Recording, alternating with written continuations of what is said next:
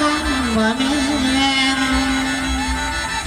หลายอยู่ทั้งศาสตร์ต่างเห็นหน้าทางยังคือกะว่าบุญหน้าแต่พอการมีน้องหัวใจบุญ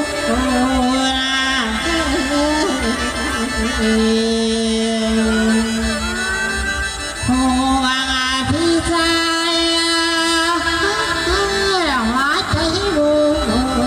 ญหัวพี่ใจขนาดไหน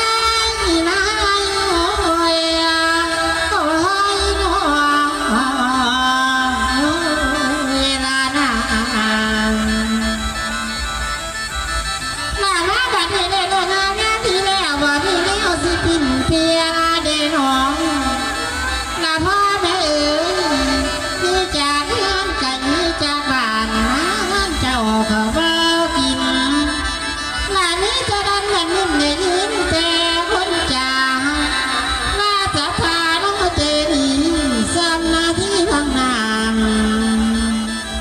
ที่ใจงานปานแก้วว่ามีแนวเท่าว่าที่เด่นหวง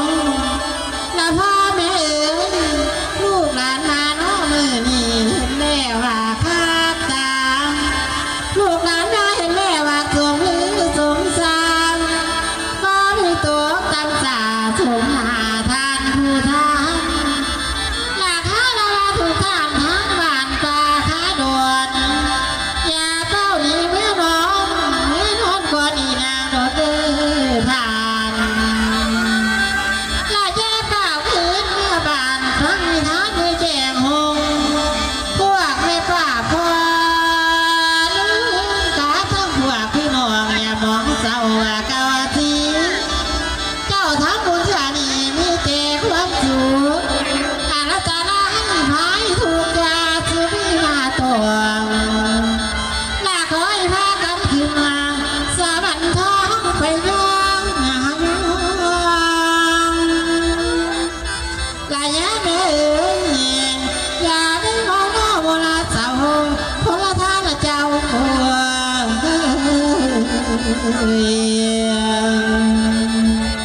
ให้ช่วยตัวพลทานเจ้าให้ช่วยตัวโอ้ยน้องเวลาหน้าเอาสิมีโอกาสเป็นเกียรติที่เราหลับจับอย่างนี้สำหรับตัวของข้าสาวจำปาเป็นซื้อหัวกระซื้ออายทางวันสามีลูกสาวอยู่นึงมีลูกชายอยู่หนึ่งคนมียากระซื้อยายซื้อเอาเทมนี่ฝ้าขาวดาวแจ้งจำปาคิพาจำปาชินทางไปหาลูกกับพัวลูกน้าวันนี้